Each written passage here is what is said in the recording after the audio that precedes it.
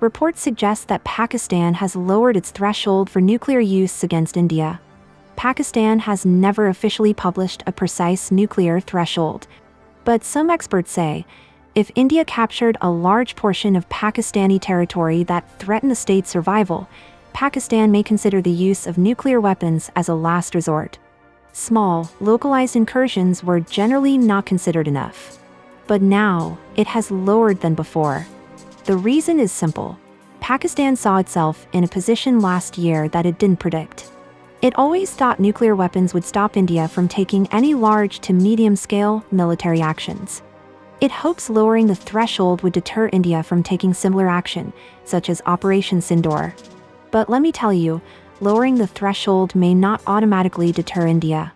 Since the 2016 surgical strikes, the 2019 Balakot airstrike, and especially the reported 2025 operations, India has demonstrated a willingness to strike targets inside Pakistan while trying to keep the conflict below the nuclear threshold.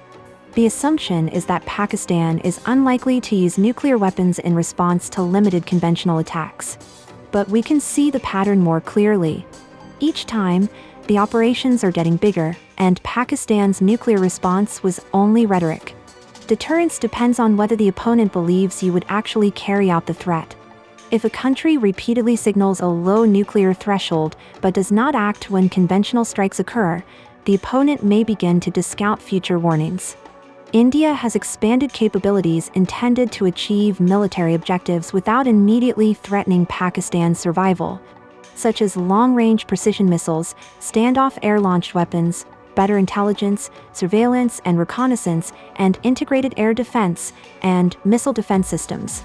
But that does not mean the nuclear risk is low. Many analysts actually worry that if Pakistan perceives its threshold to be lower, the risk of miscalculation increases. India might believe a strike is safely below Pakistan's red lines, while Pakistan could interpret the same strike as crossing them. That uncertainty can make crises more dangerous, even if neither side wants a nuclear war. Now, what is India doing by conducting these strikes? Since 2016, India hoped that conducting small strikes would make Pakistan think twice before sending terrorists onto Indian soil. But that didn't help. Instead, it faced the 2019 terror attack in J&K. After the Balakot strike, Pakistan was not deterred as well. They again conducted a terror attack in 2025.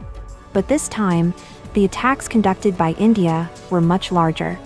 This has put psychological pressure on Pakistan that any terror attack on Indian soil may now be met with retaliation. Pakistan may 100% expect retaliation from India, so conducting terror activities now also comes with a cost, and maybe even on a larger scale. But that will also not stop Pakistan in the future as well.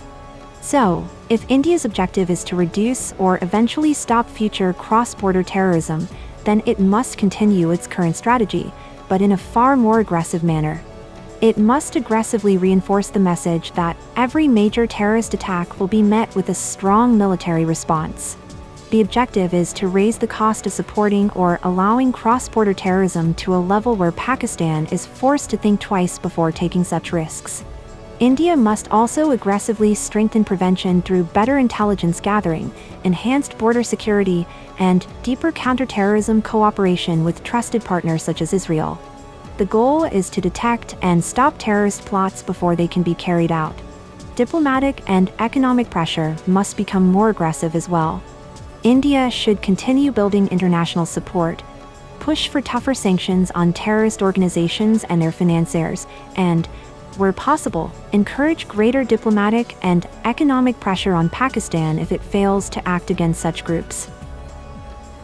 Finally, India may continue aggressively targeting terrorist infrastructure through carefully planned military operations while attempting to limit wider escalation. Whether such actions produce long-term deterrence remains debated among strategic analysts. However, the fear of losing increasingly valuable military and strategic assets could strengthen deterrence by raising the cost of future attacks. None of these measures can guarantee a terrorism-free future. However, together they could significantly increase the cost of supporting cross-border terrorism and make future attacks a far riskier proposition.